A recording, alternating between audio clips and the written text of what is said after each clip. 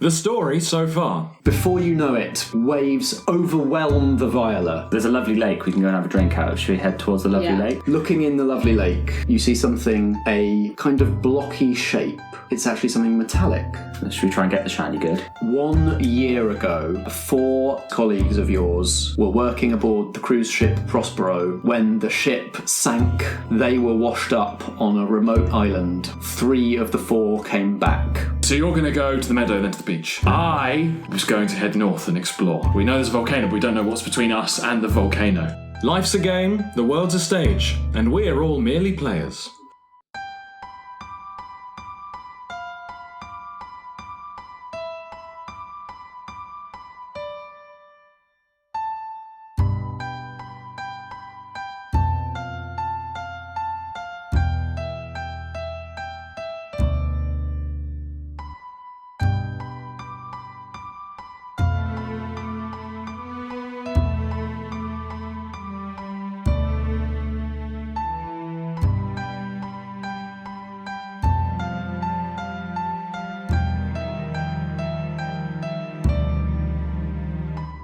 Going for a swim. I'm going to go investigate. Yeah, so Vikki, you're no longer hungry. None of you are hungry. So good. Hallelujah. Yeah, you're provisioned for the day. Look, if I go in there, I am no longer hungry, but I'm also pursuing a mystery, and we're all together. Yeah. So I'm at +2. Oh, yes. I'm not by myself, but I'm taking a massive risk, totally, right? Yeah, sure. Are we all going to swim in? No, I think I'm not. I'm going to stand up Yeah. on the side and just keep lookout. Okay. Yeah, I think you should keep the stick. And I'm going to keep the stick as well. Yeah, in case there's anything dangerous. I don't think we should all go in. I might go. Shall I go in first? Yeah, definitely. Because I'm pursuing a mystery. It's like I'm going to want to go and do that. So I'll maybe go in, and then I can suss out if it seems dangerous or worth everyone else coming in as well. Cool. Should we try and make some goggles before you go in? Nah, it's fine. From... I'll just grin and I bear don't know what it. from, but we could maybe make I'll goggles. just grin and bear If you it. stretch the banana skin Thin enough. you'll be able to see through them. I mean, that's the thing. God damn, we better hope my glasses came with us. These contact lenses are not going to last me much longer. Right, I'm swimming. The surface of the lake is just starting to be stippled by raindrops as Vikki dives in. Underneath the surface, it's calm and clear. This is fresh water. Yeah. And there's a little bit of a haze to it from kind of like disturbed earth at the bottom and that kind of thing. Is there vegetation? So there's definitely, there's little green, wavy aquatic plants covering the bottom of the lake. Just in a layer about, 10 inches thick or something like that. So not like coming up to tangle you up or anything. And as you swim towards the centre of the lake, the shape at the bottom starts to become more distinct. And as you approach it, the view that you have of it as you approach is the flat side of this thing. It's kind of like a trapezoid shape. Yeah. So not rectangular. It's like a wide base, and then the sides go up straight, and then it comes to like almost like a roof shape. Yeah. And on that surface are a number of round apertures, big enough each one for a person to stand up in, which have kind of like a grey-blue sheen to them. And as you swim closer and start coming around the side, you can see it's a metal object that has been painted brown, and that some of the paint has come off. Right. Over time, it looks like it's been submerged down here for a long time. Like a lot of the vegetation has grown up around it. It looks fairly embedded into the bed of this lake. And you see among the brown paint strange symbols painted on the side. Oh my god, is it a spaceship? And you can read them for a moment. Da, da, da. And they say WRE. And then it cuts off. So it's like the start of as if it's the start of a word. It's the start of a word. And then it cuts off, and as you continue around, you can see that this is half an object that has been sheared off. Yeah. Been cut in half. It's been cut in half, and as you swim around, you can see that the superstructure of it, you can see inside where it's been sheared off, there is a level where what looks like it was a floor. Yeah. And you can see interior bulkheads, so a horizontal floor and so I've got the vertical. cross section. It's like this thing has been neatly sliced in half, and you can see into it. and you can see water-damaged furniture and strange futuristic consoles that you don't know what they do. And you get a strange sense from this structure of a home. Mm-hmm. Like this is somewhere that you feel safe. Yeah. But you don't know why. Okay. So I think I've obviously been like popping up above the water to take a breath and then like diving down to have a look and then going back up. And I turn back to the bank. I'm assuming everyone can hear me. Mm-hmm. And I say, I think it's some kind of ship or like a maybe even like a spaceship. Mm-hmm. What? Yes. Everything seems safe. I think I'm going to try and I'm going to try and take a deep breath and like just swim in, not too far so I can come back out and get some air. But I'm going to go and see if there's anything that I can take that would be useful. Okay, so you're going to explore it for salvage. Yeah. Do you want to also try and work out this mystery, or are you going to save that for when you get back to the bank? I think I'm going to save it. I'm just going to see if I can glean any extra information while I'm also... Recon to start with. Yeah. All right, roll instinct. Oh, boy. As you look for potentially exotic salvage. Exotic. I don't think I get a +1 for anything here. Because the group is not really together, because I'm in the lake and they're on the... So I don't think that really counts. But you're not hungry anymore, at least. Mm-hmm. Yeah, so that's something. But if it's a find -1. goggles, that'd be lovely. Yeah. I'll see if I can find a little mask and maybe a scuba tank. Okay. 8 could have been worse. Oh no, 7 could have been worse. So either you can get some salvage, but you'll have to overcome some danger to get it, or I don't get any or salvage. You don't get any salvage. I think I'm going to go for the salvage. Okay. Yeah, let's just see what happens. All right. Let's take a risk with this 1 morale that I have. Okay, you get to decide what the salvage looks like. What useful looking thing or things do you go for? I think there is one thing that looks like a weapon, but like a gun or something, like a handgun or something. But I might think it was like a flare of a very unfamiliar design. Yeah, something but something that resembles that. And I think maybe there is also a box that is shut that looks like airtight, and I think, well, there's maybe either like some kind of first aid in here, or maybe it's something precious, but I don't know what it is, and I don't want to open it underwater for obvious reasons. Great. So I'm going to take that and see what's in there when we get to the bank. Okay, so you swim. That's 2 things, 2 hands. Yeah, so you swim you swim into the superstructure, and kind of like you're swimming through doors and into rooms, and you can still see kind of the way out because this whole thing's been sheared in half. And actually you have a weird bit of deja vu of being weightless in this environment, like you've been here before. Yeah. And you swim towards these items, and as you're reaching out for them, from behind a console uncurls a conger eel. Oh no, my least favourite. Really? With the big scary needle teeth. Disturbed from its hiding place. And doesn't seem happy with you. It's between you and the stuff. God damn. Pretty running out of air at this point as well, really. I think I am going to... Let's assume these things are like on, like maybe they're like on the like on something. Yeah. So like on a, it's like a table or and it was, or like on the side of the console or something. And maybe if there is like a chair or something similar to that is movable, that I could like put that between me and the eel and sort of like swim forwards with that in front and then try and grab one of the items with my spare hand. I like it. Roll intellect. Ooh, hard fail. That's a 4. You grab a hold of a chair. Yeah. And start to try to swim forward with it. Yeah. But it's not loose, like resting on the floor like you thought it might be. Yeah. It swivels. But it's fixed. Unexpectedly. And God damn. your momentum, where you were intending to push it forward, you push into it, it swivels, and your momentum carries you into the coils of the eel. God, I hope someone's coming in to rescue me. And it wraps around you, and its horrible mouthful of needly teeth is looking you in the face. Oh my gosh. I think everything's okay. Who's the best swimmer? Who wants to go in and find out? I'm already carrying the spear stick, so I dive straight in and have a little splash around. Okay. And start swimming towards the brownest of brown boxes. Yes, you So see brown. you see the same thing Vikki saw, and you have very similar feelings about it. Okay. That it feels weirdly like somewhere you once belonged. Okay. But you don't know why you feel that. And also, like, your body feels cold and heavy as these thoughts come over you, but you're not sure why. Why? Okay. But then as you swim around the side and can see into the superstructure, you can see like a storm of bubbles where Vikki is struggling in the coils of this eel. What I do you do? swim straight towards it and attempt to stab it in its little needly face. Yeah, good work. All right, roll instinct. +1 for defending others. Definitely. That's +2. That's a 4. Going well. That's 2. That's a +2. So that's an 8. Mixed success.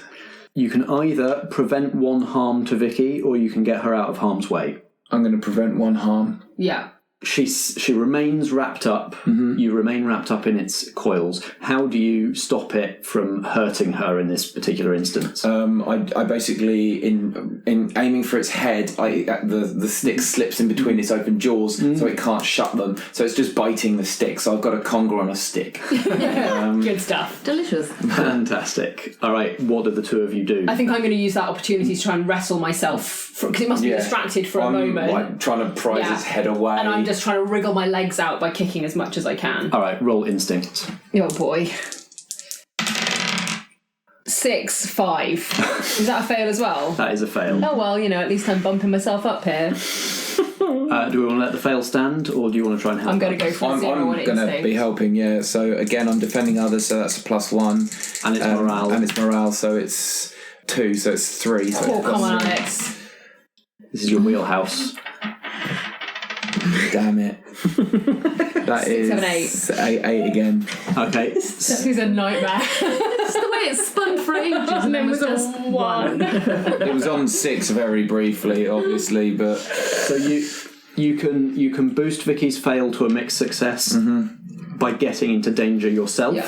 I'll or do you that. Could, or you could, yeah, okay. That's what's going to happen. Didn't hear the other option. So that Vikki gives you a mixed success. Yeah. Which means either you can get yourself out of harm's way but take some harm, or you can avoid harm to yourself but remain in danger. I'm going to avoid harm to myself but remain in danger. Okay. It changes its focus to Alex. It's realised that Alex is the one with the weapon. Yeah. So Alex is now in danger because he is wrapped up by the eel and it is menacing him and wants to bite him. Vikki, you're no longer wrapped up by the eel, but you're now in danger of drowning. Yes. Because you've been down here longer. Yeah. So I know that I need to get myself some air, but I grab the weapon that I saw and hope to hell it is a weapon, and I try and shoot it at the eel. Okay, roll instinct.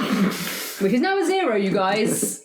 So that's something. Oh, it's a 0 now, not a -1. Oh, that's good.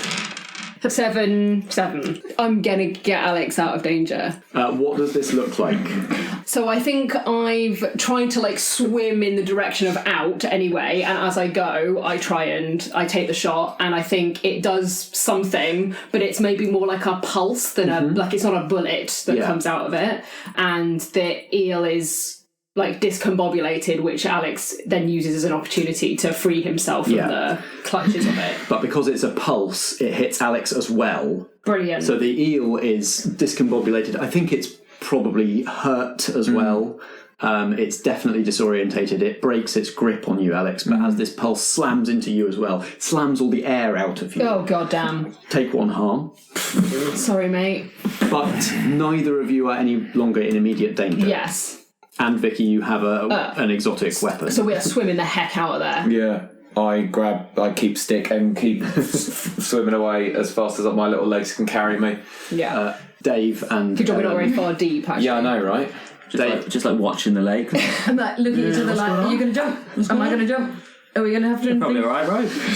You see bubbles start to rise, and then you see 2 heads breach the surface with a great big gasp of breath. Ah, they're fine, see, it's all fine. I'm going to take off my trousers and throw it at them. No, I'm not. So we swim our way out. Yeah.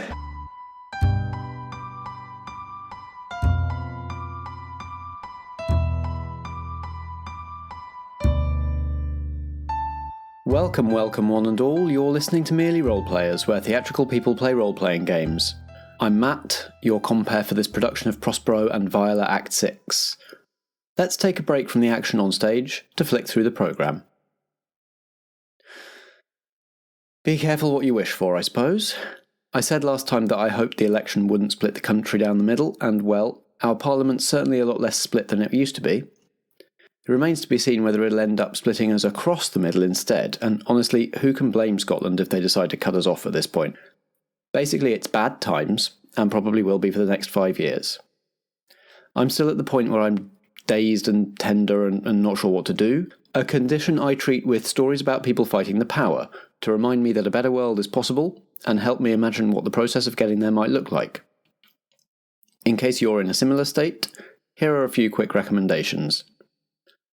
First, there's our own 4th season, Let's Get Gideon, where we hoodwink a blustering snob with no taste and too much money, which just feels more satisfying every time I summarise it. Then there's the Magpies podcast, which uses the Blades in the Dark role-playing system to tell a story of a criminal gang who evolve into subversives fighting for the overlooked, oppressed and downtrodden of their electropunk city. One of my absolute favourites is the Campaign podcast on the One Shot Network.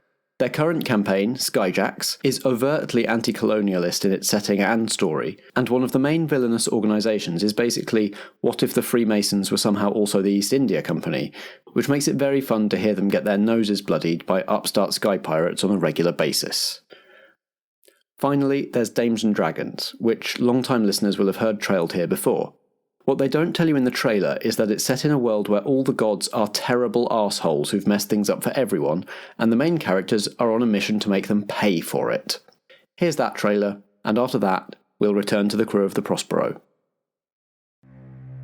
At the center of the great forest, on an island in the sky, the crow, deer, and wolf clans have been training 3 fearsome warriors from infancy for one purpose: to protect and serve the goddess of Estra. So how exactly are we going to do that? Protecting the goddess, I mean. Fran lies down. Leica can't answer because she's too busy sniffing both your butts. Okay, back off, Wolf Clan. This disturbs me, but not to worry, I will instantly repress it. These are the guardians of the goddess. Leica, the tiefling paladin who hails from the wolf clan. Nobody's touching one beautiful hair on the goddess's head as long as I'm around. Corbin, a human druid from the crow clan. Human! I'm a crow! And Fran, a water genasi wizard of the deer clan. So, is there a way to quit this job or what? This unlikely trio will venture forth into an unfamiliar world, without knowing who can be trusted against the powerful dark force stalking the steps of their goddess and threatening the future of their world. Tune in every second Monday to Dames and Dragons, a 5th edition D&D actual play podcast. See ya then!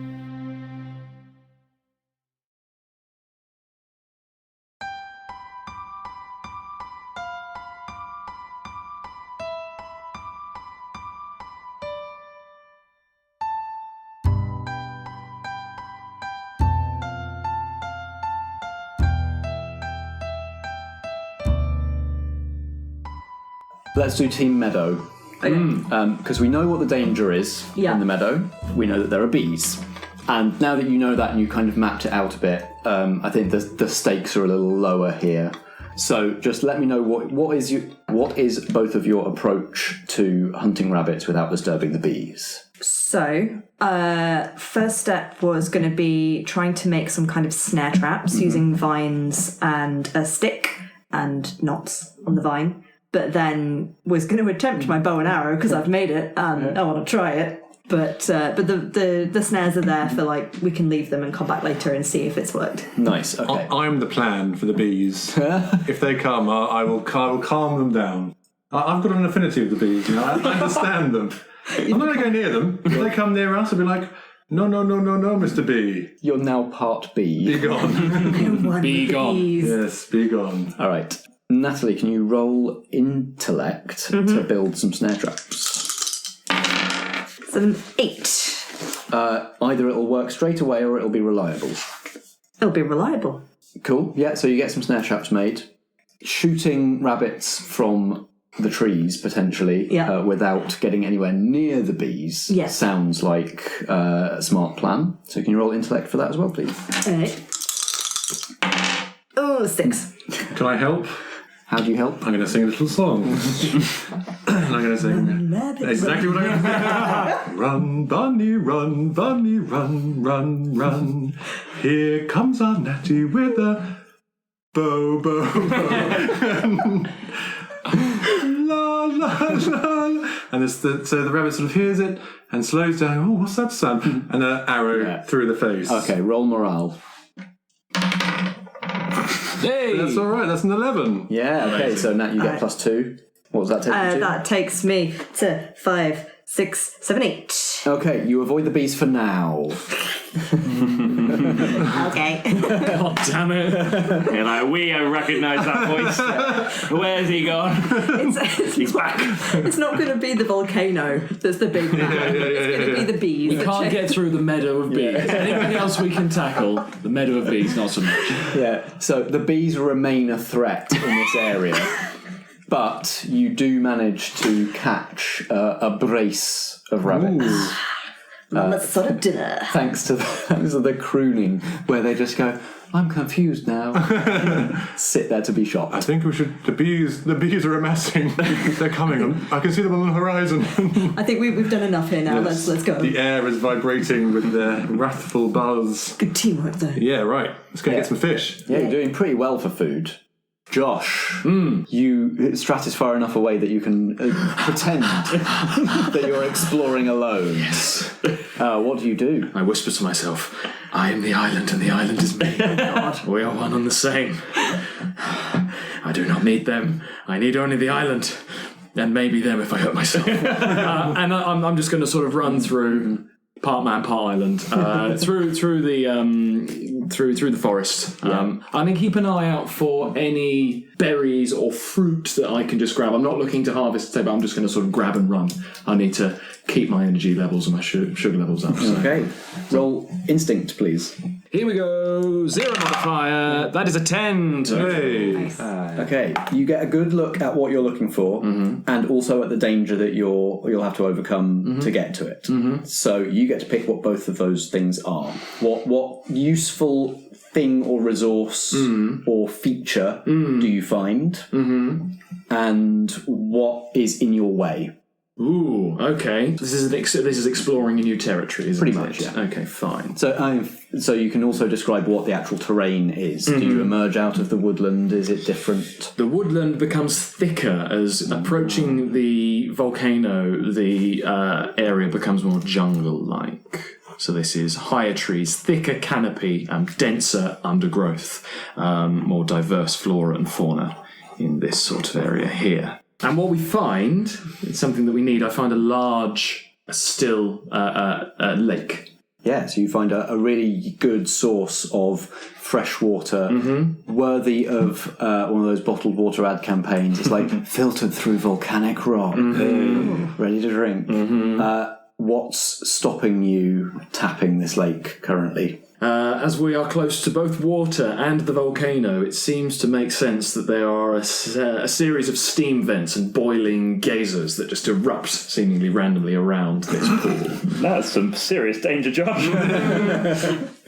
Yeah, so you can see the glittering lake, blue and reflecting the sky, and you pull up before you get to it, realising what might be here, just as about 20 feet in front of you, a boiling steam vent shoots up 50 feet in the air.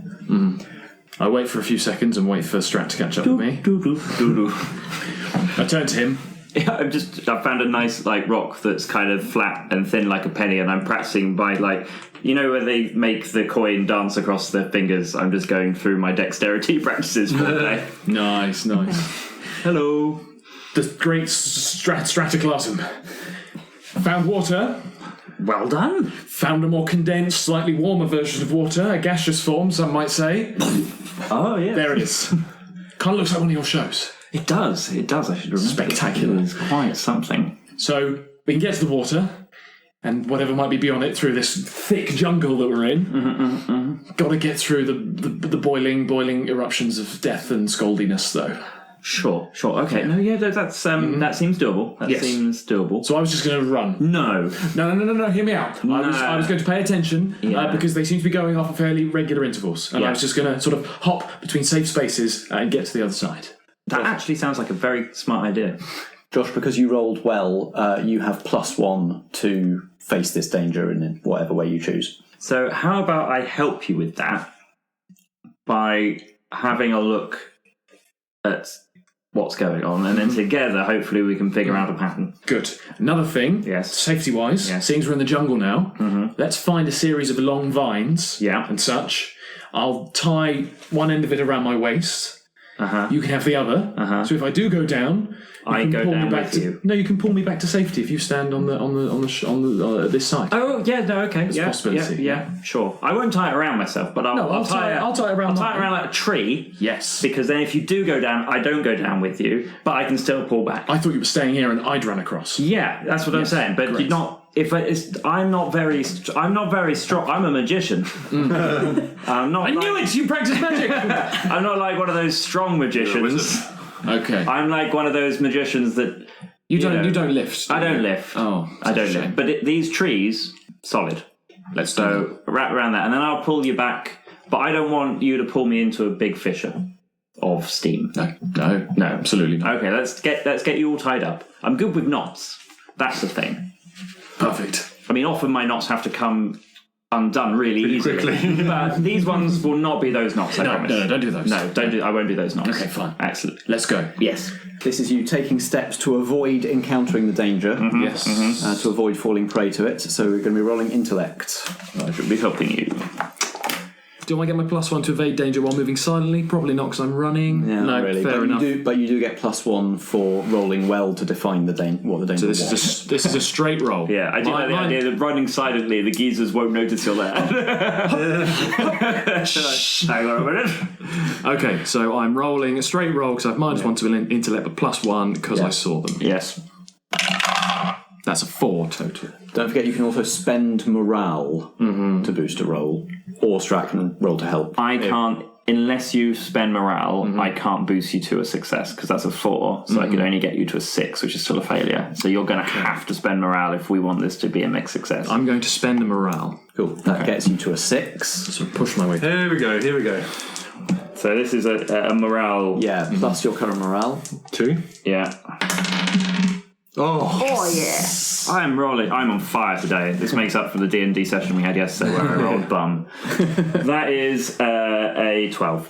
Okay, so Josh, you get another +2. +2, which brings me up to an 8. You avoid the danger for now. That's the only option. That's the only option. I would like to choose I avoid the danger for now. I have this image of this steam cloud shooting up, looking down at you and going, no.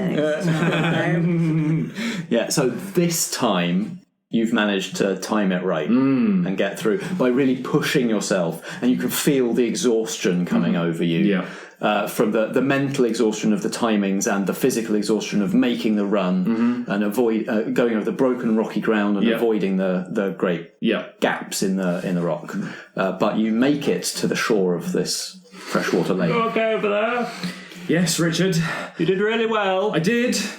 I didn't bring anything with me to take the water back with us, though. Why didn't you do that? We don't have anything, do we? No. Oh, no. And I reach into my back pocket and I pull out the bottle of rum.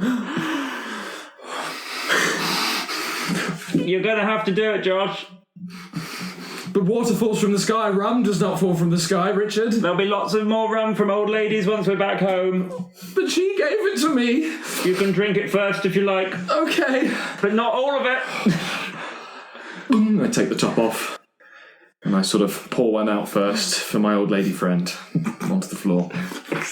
And then I drink as much of it as I can do. I know, I said no, stop. No, that's not a good idea. And I sputter. Josh. And I sort of take some more and rub it into my hands, sort of rub it on my hands to try and disinfect as much as I can do and rub it on my face. Oh, it stings! Josh, why did you even do that? And I begin to cough.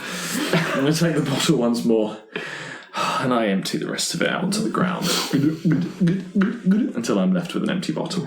It was the right thing to do. Ah, my head. I am the island and the island is me. And I begin to fill up from the stream, from the lake. Yeah, you fill the bottle with fresh water. Put the stopper in. What else appears to be ahead of me? Because this was sort of exploration. Yeah. I presume we go jungle and then straight up to where the volcano is. Yeah, I think the volcano is kind of the next thing if you progress north. Mm-hmm. So the jungle has a lake. Mm-hmm. I guess it's like a clearing that has the lake in. Mm-hmm.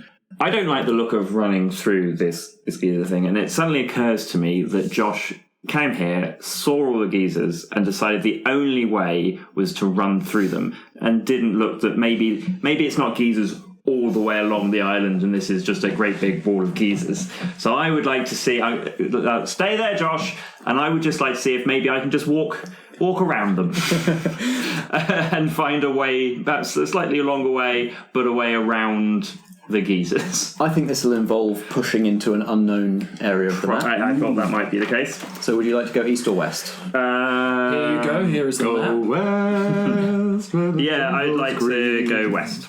And the thing you're looking for is kind of a safe path passage, around to this lake. So give us an instinct roll.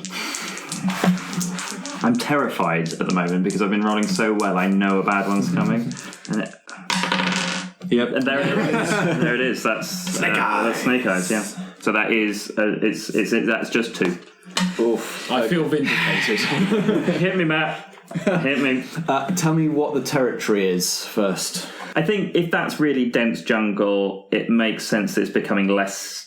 The bit I'm just trying to skirt around this bit here, so it's probably just less dense jungle. Really. Okay, I don't think it can always be something forest. Different. Yeah, because looking forest. here, more forest, more gaps. Is it? Let's make it slightly different, at least to the forest that we've already got. So, is it hilly? Is it like a great bowl? I see. So it could be a much bigger area that we're describing. Oh, okay. Oh, in that case, I think a great fissure. I come to the edge, and there is going to be a far. You know how like you have those like tabletop things, plateaus. It's perhaps I'm right on the edge of one of those. I guess we've been climbing up all this time into the island, a gentle rise, and we hadn't quite realised that there was such a harsh fall. So you were concentrating so hard on remembering, like keeping your bearings and making sure that you're moving around and coming back to the lake, that you're not watching your footing. Sugar. And under your foot, a crumbly bit of ledge gives way, and you find yourself tumbling down the sheer side of this plateau. What? Oh, down the sheer side of the plateau? Eep indeed. What do you do?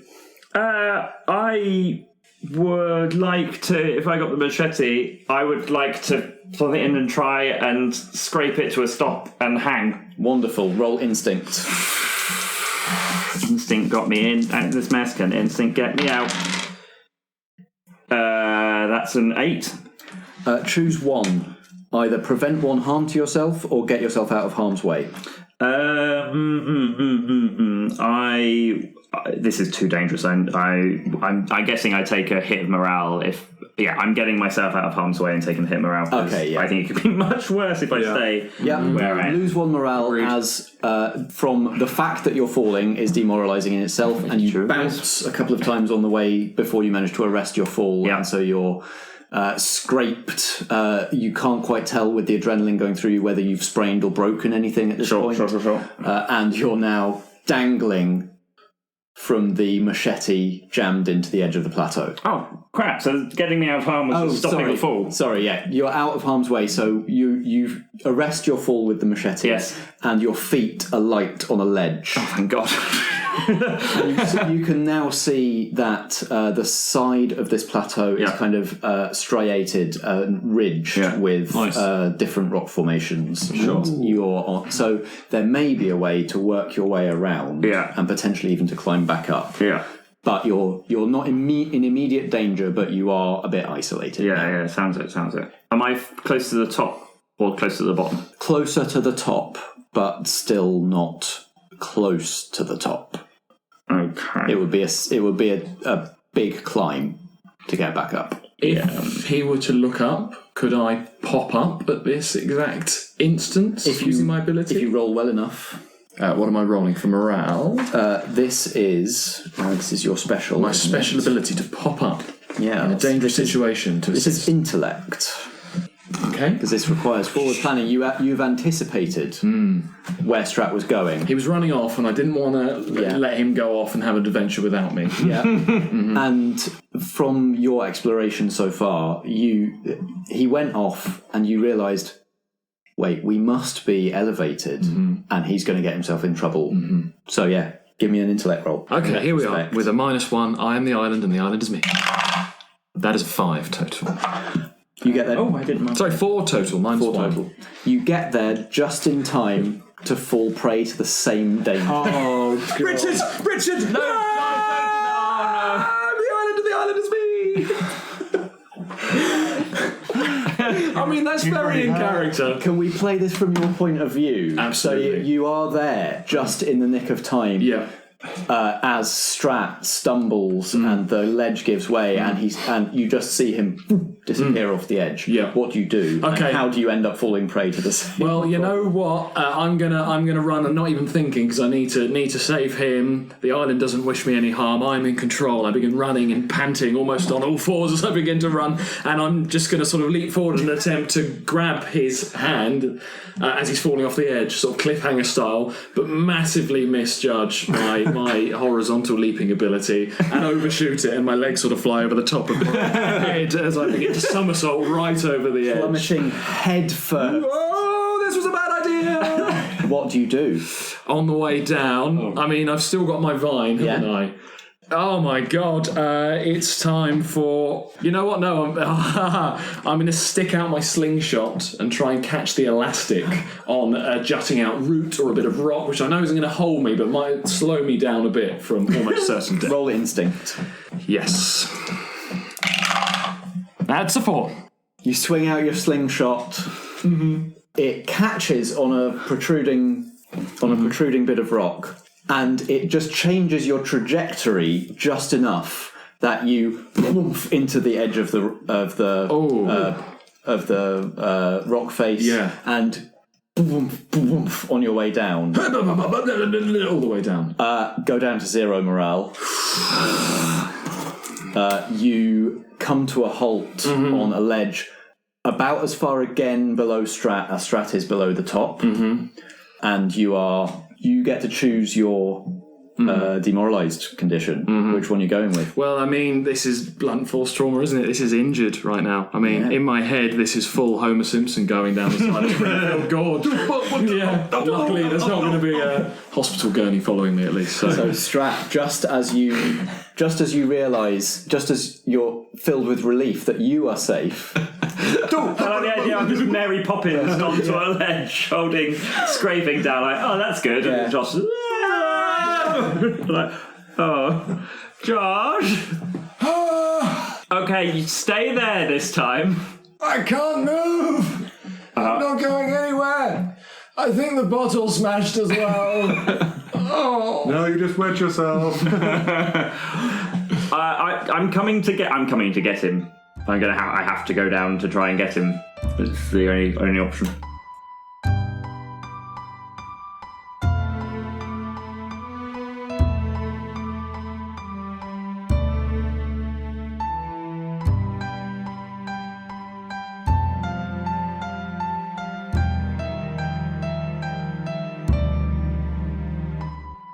You've been listening to Merely Role Players. In this season, Vikki, Dave, Ellen, Alex, Nat, Strat, Starkey and Josh all play themselves, sort of, in a game designed and run by Matt. Like most of our games, this one's powered by the Apocalypse. You can find more games in this genre at apocalypse-world.com/pbta. If you enjoy the programme, let us know with a review or rating on Apple Podcasts, Podchaser, Listen Notes, or wherever you do your listening. You can also find us on Twitter at Merely Roleplay and at facebook.com/Merely Roleplayers. Merely Roleplayers is an independent production in association with Blackshaw Theatre Company. Join us for more drama next episode.